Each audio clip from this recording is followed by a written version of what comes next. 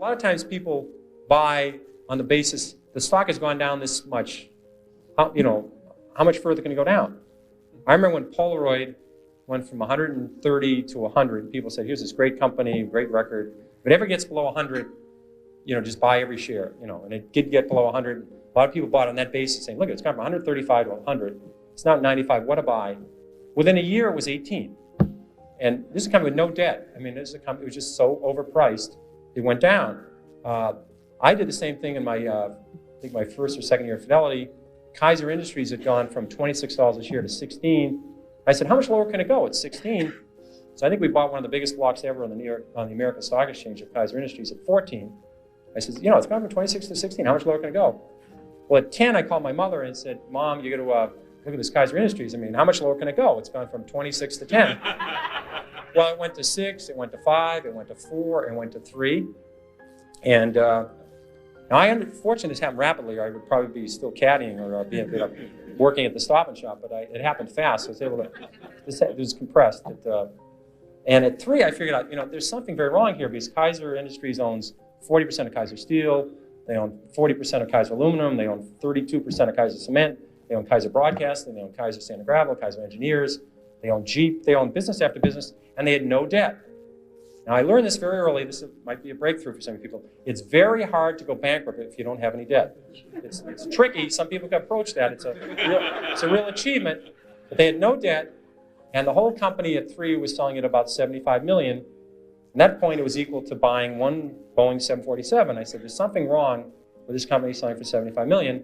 I was a little premature at 16, but I said, "Everything's fine, and eventually this will work out." And what they did is they gave away all their shares to their shareholders. They passed out shares in Kaiser Cement, they passed out shares in Kaiser Aluminum, they passed out their public shares in Kaiser Steel, they sold all the other businesses, and you get about $50 a share.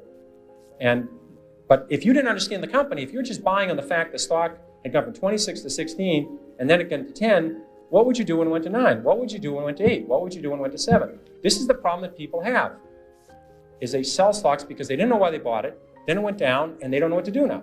Do you flip a coin? Do you walk around the block? What do you do? It's psychiatrists that haven't worked so far. I've never seen them running in. The Psychological Psychiatry Fund, I've never seen listed with the SEC to make it through as a mutual fund. So they haven't seemed to help. I've tried prayer. That hasn't worked.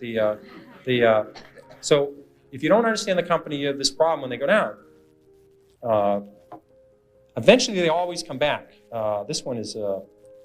This one doesn't work either. People think RCA just about got back to its 1929 high when General Electric took it over.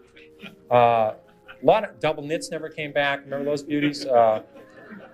Floppy disks, Western Union. The list goes on and on. People saying it'll come back. Well, it doesn't have to come back. Here's another one you hear all the time. It's $3. How much can I lose?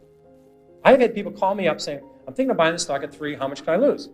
Well, again, you may need a piece of paper for this, but if you put if you put $20,000 in a stock at 50, or your neighbor put $20,000 at pool at 50 into the stock, and you put $20,000 in at 3, and it goes to 0, you lose exactly the same amount of money, everything. And people say it's 3. How much can I lose? Well, if you put $1 million on it, you can lose $1 million. Just the fact that stock, this may be a reason to research a stock. The fact that stock is 3 down from 100 doesn't mean you should buy it. And in fact, short sellers, people that really make money in stocks, they don't short Walmart, they don't short Home Depot, they don't short the great companies, Johnson & Johnson. They short stocks down from 80 to 7. They'd like to have shorted it at 16 or 22, but they figured out at 7 that this company is going to go to 0.